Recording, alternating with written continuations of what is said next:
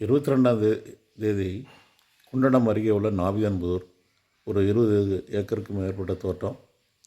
அதில் 8 ஏக்கர் மட்டும் ஆய்வு பணி செய்து 3 போர்வெல் பாயிண்ட்டு தேர்வு செய்யப்பட்டிருக்கு.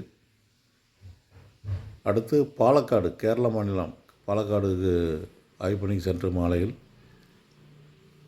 ஒரு சோப் ஃபேக்ட்ரி, அதுக்கு அருகே உள்ள காளிமனை, சிறிது தூரத்தில் உள்ள ஒரு ஏக்கர் இடம், அடுத்து ஒரு அல்வா ஃபேக்ட்ரி, அடுத்து ஒரு வீட்டு மனை, இவ்வளோ இடத்துலையும் ஆய்வு பணி செய்து 17 ஸ்கேன் ஆய்வு பணி செய்து 5 இடம் மட்டும்தான் தேர்வானது.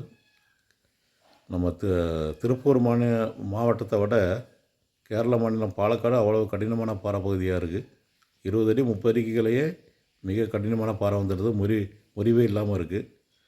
அப்படிப்பட்ட ஏரியாவிலையும் ஒரு 5 போர்வெல் பாயிண்ட்டு தேர்வு செய்யப்பட்டிருக்கு.